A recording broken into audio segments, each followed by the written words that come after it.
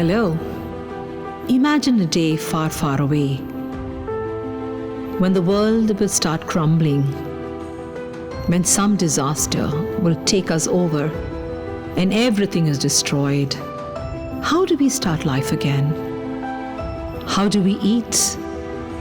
How do we grow the food that we need to have at that time? How do we save the seeds of today for tomorrow? Have you ever thought about this situation? Well, some people have. Check out this magnificent door at the Svalbard Seed Vault in North Pole, where seeds are safely kept for the future. So you and I will die, but the seeds will sprout and give us fresh hope for a new life. Check this out. Travel with me on this beautiful episode.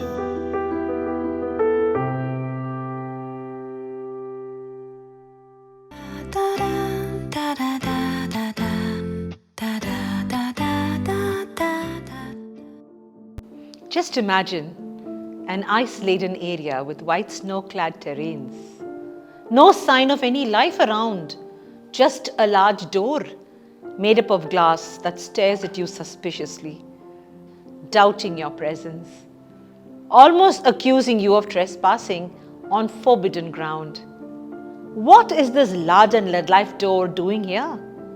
What are the stories behind the magnificent door in the middle of nowhere? Buried in the Arctic permafrost, this door safeguards the collection of the world's crop seeds and is a magnet for conspiracy theories. Now let us take a look around. Chances are that if you have actually reached in front of that door in person without being eaten up by a bear, you are lucky enough to be treated to a first-hand visit inside. Else, the world has been watching this door through virtual tours only. To add some drama to this, let me quote from a popular report. A long time ago, almost 15 years ago, in a galaxy far, far away, Norway, a brutalist concrete vault was born from a mountain. In its depth lies the spare keys to our global food supply seeds. Lots and lots of seeds, millions of them. At the entrance tunnel of the warehouse, the wind is drowned out by the roar of a cooling system that deepens the freeze in the vault to minus 18 degrees, a temperature ensuring that seed samples stay viable in the event of a global cataclysm. Welcome to Svalbard Global Seed Vault, which evokes awe and bewilderment for both its visitors and to anyone else who can type Doomsday Seed Vault into an image search. A fortress of biodiversity, the vault offers an insurance policy against global disasters and can endanger our food supply. Imagine it as the planet Earth's fallout shelter. Only this is stocked with more than 1 million varieties of crop seeds rather than cans of green beans. The vault's very existence shows what can be accomplished when nearly every country in the world works towards a common goal to refrigerate a bunch of seeds in a mountain. Plus, during its 15th anniversary celebration in February this year, nearly 24 local 15-year-olds went out there to take part in the ceremonies. That sort of party theme doesn't grow on trees, does it? Quoting from The Guardian, jutting out of the permafrost on a mountainside in Spitsbergen, the Svalbard archipelago, the entrance to the world's Doomsday Seed Vault is worthy of any James Bond movie. Surrounded by snow, ice, and occasional polar bears, the facility houses 1.2 million seed samples from every corner of the planet as an insurance policy against a global catastrophe.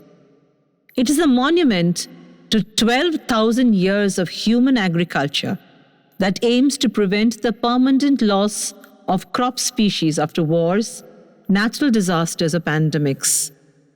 This deep freeze, designed to last forever, is co-managed by the Norwegian government crop trust and NordGen, the gene bank of the Nordic countries. The seeds could hold answers to agricultural challenges posed by climate crisis, invasive species, pests, change in rainfall patterns, and rampant biodiversity, and it opens 3 times a year to accept new deposits from other seed banks around the world. Scientists say they hope people will learn more about their work through this virtual tour without running the risk of falling prey to a polar bear. See, Minama has warned you already. It is a bit like being in a cathedral. It has high ceilings, and when you're standing inside the mountain, there's hardly any sound. All you can hear is yourself, says Liselik Stephenson, Executive Director of NordGen, which is responsible for the day-to-day operation of the vault. When you open the door to the collections, it is minus 18 degrees centigrade, the international standard for conserving seeds, which is very, very cold. Then you see all the boxes and seeds from all these countries. The Svalbard Global Seed Vault might look like a bit of do-it-yourself warehouse, but it is one of the most important global public goods we have on Earth.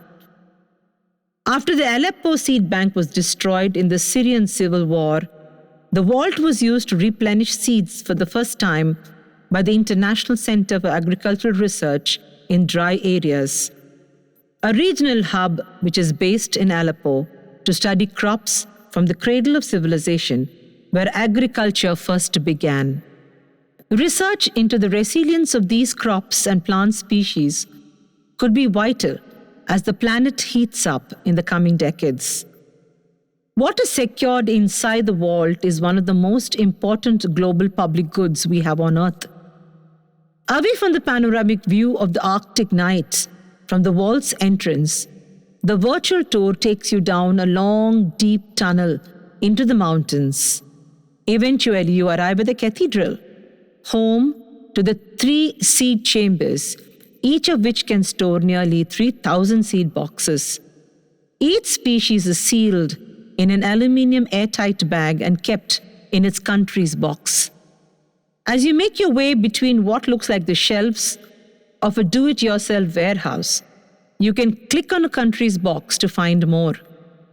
In theory, the seeds are safe, although the entrance to the facility flooded with meltwater in 2017 after a heat wave in Svalbard. The island is the most rapidly warming part of the planet, but experts say the deposits are buried so deep in the permafrost that they will be safe for centuries. Seeds are replaced every few decades, and if the cooling system ever failed, it would probably take hundreds of years for the temperature inside the vault to rise above zero. Recently, the vault welcomed the first-time deposits from Albania, Croatia, North Macedonia, and Benin, along with wild strawberries variants from the German Research Institute. Plants such as these could be key in helping humanity feed growing populations in a warmer world, says Smith, a leading authority in the world on seeds. Studying the case of wild strawberries, Smith adds, "These wild strawberries are amazing. They are proof simply by their ability to survive in nature for millions of years that they are robust. They can withstand changes in climate. They can withstand harsh situations with hardly any soil, and that is exactly what plant scientists and breeders are interested in. Today, we can start breeding from varieties that are resilient to harsher climates." Closer to home, India also has some seed mothers who have protected our indigenous seeds in small seed banks. Remarkable work is being done by Vandana Shiva, who is better known as the Gandhiji of seed protection. She is an Indian scholar, an environmental activist, a food sovereignty advocate, an eco-feminist, and an anti-globalization author. Based in Delhi, Shiva has written more than 20 books. She is also often referred to as the Gandhi of grain for her activism associated with the anti-GMO movement. A special mention is needed here for Rahi